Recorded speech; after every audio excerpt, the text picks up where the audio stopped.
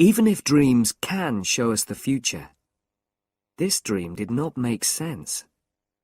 Must I never pass a lorry on a clear road? Can a dream show us the future and give us the opportunity of changing it? It is hard to believe. If we can see the future in a dream, then surely the future already exists. If it does, then we are not free to act in the ways we wish to. We are not responsible for our own lives. Before I tell you the dream, I must explain a little about the context. It was the summer of 4 years ago, and I was driving my family back from Italy through the south of France. My son had not yet learned to drive. My daughter was too young, and my wife doesn't drive at all. I had been at the wheel for the best part of 3 weeks. Perhaps I was tired. Perhaps I could think of nothing except cars. We spent the night of the dream in a town called Tain-l'Hermitage. Now I'll tell you the dream.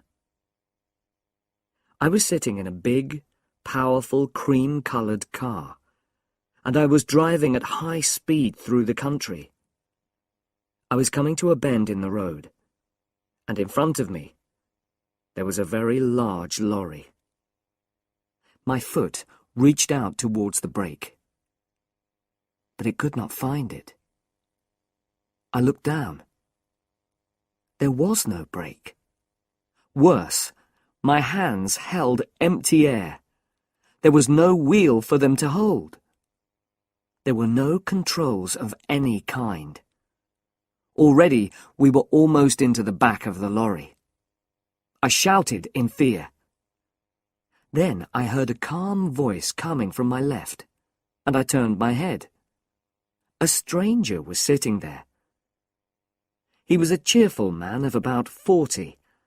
He was wearing an expensive shirt, and on his head he had a red hat. I couldn't understand what he said. He spoke very quickly in French, and my own French is not very good. I didn't, in fact, care what he said. My eyes were on his clean, fat hands, which were holding the wheel. This car had its wheel on the left. He, not I, was in control. We drove safely round the bend. He turned the wheel slightly to place the car in the middle of the road. He was going to pass the lorry. The road stretched straight ahead. It was bright in the sunlight, and it was quite empty. Only one other person was in sight.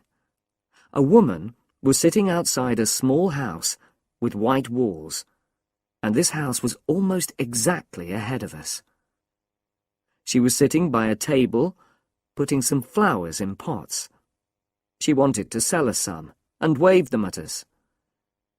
This sight, for some reason, filled me with a terrible fear.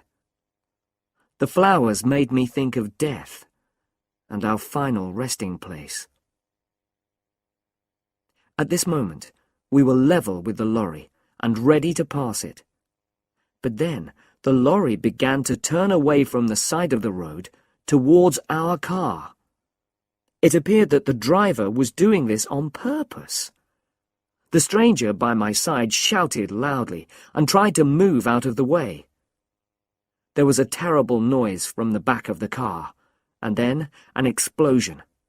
The earth seemed to turn over, and the noise of flames burned in my ears. At that point, I woke up in fear. I was very worried by this dream, and could not sleep again. It seemed to have a message, and I wanted to explain it. Even if dreams can show us the future, this dream did not make sense. Must I never pass a lorry on a clear road? The road to Paris is always filled with very large lorries. Most of them come up from Marseille, and I always have to pass them when the road is clear, I can't drive slowly behind them forever. No, this was not the meaning of the dream. At its heart was some kind of fear. I had to recognize my fear, and then I could forget all about it. I thought about my driving during the last 3 weeks. I tried to remember all the lorries and all the small white houses. I thought of all the cars which were painted cream. I remembered nothing of any great interest. I had imagined that the road in the dream must be in France. It was long, empty, and straight. But then I remembered that we had passed the lorry on the right.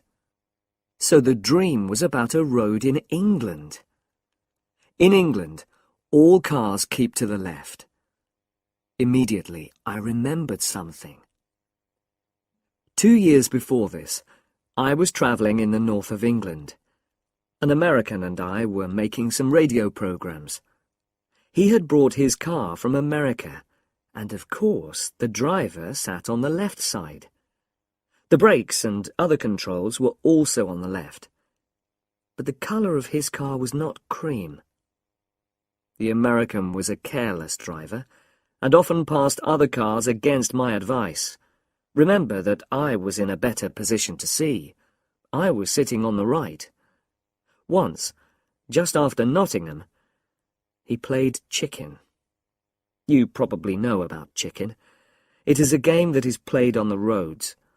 It is becoming more and more popular in America because long journeys are often very dull. You just move your car into the middle of the road and stay there. When another car appears, it comes towards you in the middle of the road. The driver who turns away is the chicken.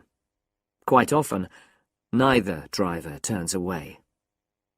I expressed my displeasure at this game in language that the American could not fail to understand. We did not play it again, but it had probably left its mark on my mind. So then, when I was asleep, I experienced it all again in a dream. I also remembered something else while I was having breakfast. When we played chicken, it was an uncommonly windy day. We stopped at Chesterfield, and the American bought a hat.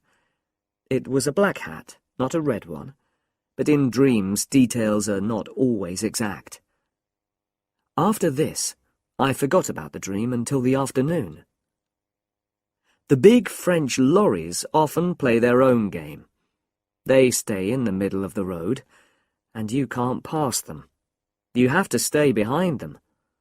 Sometimes you have to follow them for endless kilometres, although the roads are almost completely empty.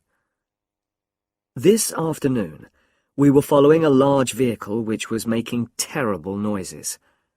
When I blew my horn, the driver moved to the side of the road. But it was the wrong side. He was driving along on the left, instead of keeping to the right.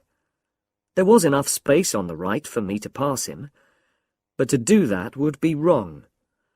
So I just followed him for a few kilometres, and I told myself not to pass him. I considered the situation from every point of view.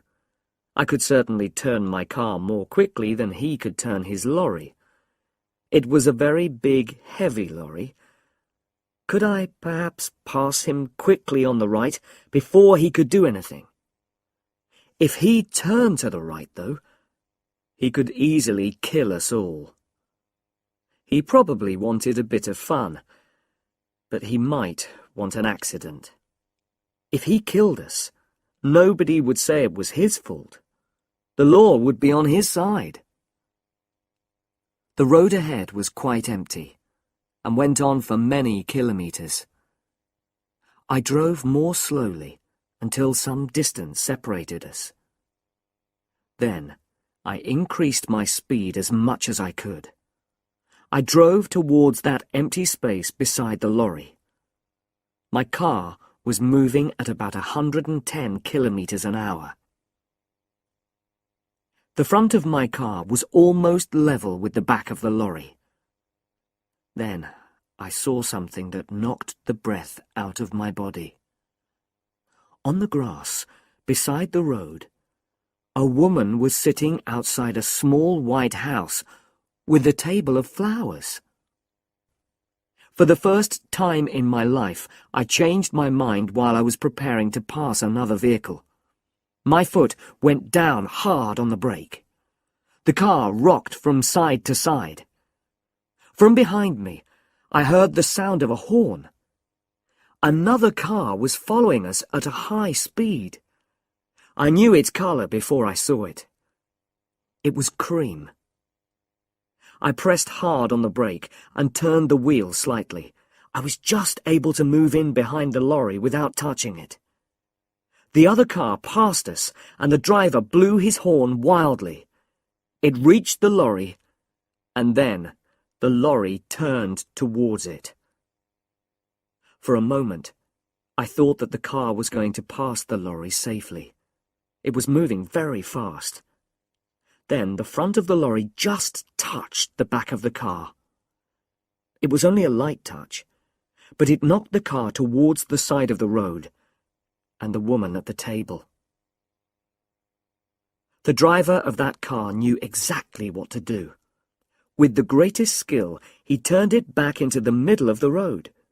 His control was wonderful, much better than mine.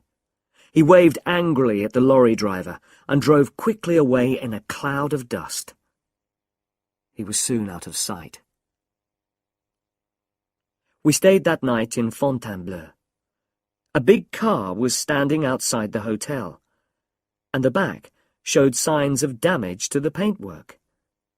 It was a cream car, and so I looked for the driver. He was not wearing a red hat or an expensive shirt.